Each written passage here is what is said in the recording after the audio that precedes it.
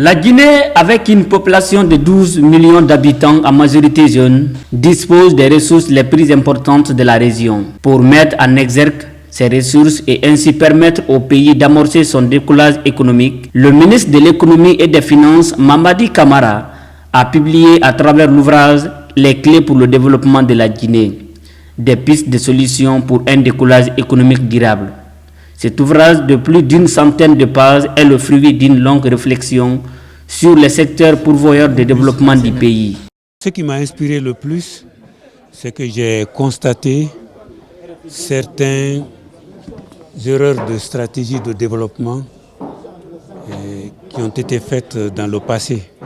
Je me suis dit que la meilleure manière de corriger cela, c'est d'écrire un livre et de proposer une nouvelle stratégie de développement reposant sur 4 piliers. L'agriculture, l'hydroélectricité, les mines et la gouvernance. L'impression que j'ai eue, c'est qu'il y a beaucoup de gens qui réfléchissent en fait au développement de la Guinée. Et comme je l'ai dit dans mon intervention, c'est une problématique qui ne concerne pas que les spécialistes, c'est-à-dire les économistes. Cela concerne tout le monde. Chacun peut y apporter son grain de sel. C'est des clés qui ouvrent la porte du développement économique et social de la Guinée. En s'appuyant sur l'agriculture, des pays ont fait ça avant nous. Je citerai le cas de la Chine et de l'Inde. Et il a été prouvé par des recherches scientifiques que les pays qui ont commencé leur développement par l'agriculture ont fait des progrès immenses. La cérémonie de dédicace du samedi 30 septembre à Conakry a connu la présence des hautes personnalités de l'État, partenaires au développement. Tous sont intervenus à tour de rôle pour féliciter et voir apporter des suggestions afin que ce livre puisse servir de guide aux décideurs dans les perspectives de prise de décision pour le développement du pays. Je dirais que c'est un ouvrage qui est venu à point nommé compte tenu des priorités actuelles de la plupart des pays africains, y compris la Guinée. Donc ça parle de la problématique du développement et comment faire pour relancer l'activité économique et de manière générale se mettre sur les rampes du développement économique et social. Lorsqu'on lit l'ouvrage, on sent nettement qu'il est un panafricaniste, puisqu'il ne dissocie pas l'avenir de la Guinée de celui de l'Afrique, des autres pays africains.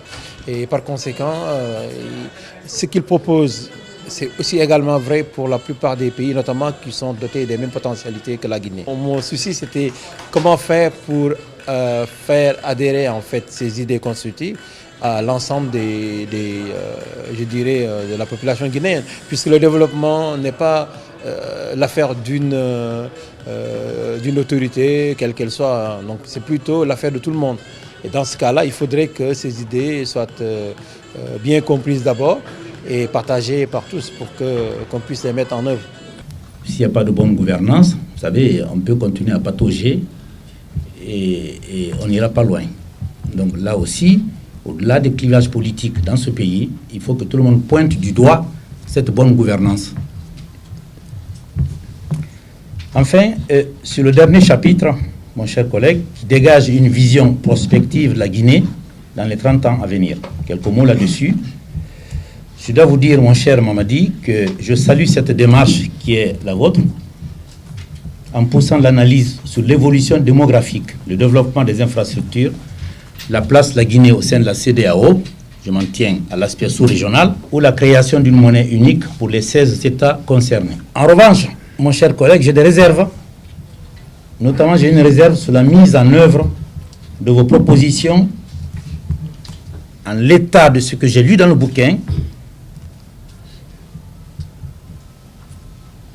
sur la décentralisation, en tout cas ce que vous appelez la décentralisation ou le développement durable. Vous proposez l'élection des assemblées régionales dans les 4 régions naturelles de la Guinée, afin de mieux assurer, entre autres, une meilleure participation des populations à l'exercice du pouvoir au niveau local. Vous allez même très loin, et c'est là où je ne suis pas d'accord avec vous, vous allez même très loin puisque vous dites, je vous cite, la mise en place des pouvoirs exécutifs régionaux dirigée par des gouvernements régionaux.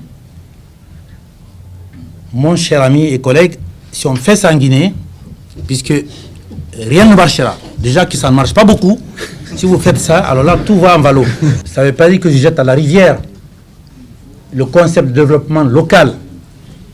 Dans le cas de la Guinée, je pencherai plutôt vers les régions administratives, les 8 régions administratives, que les 4 régions naturelles.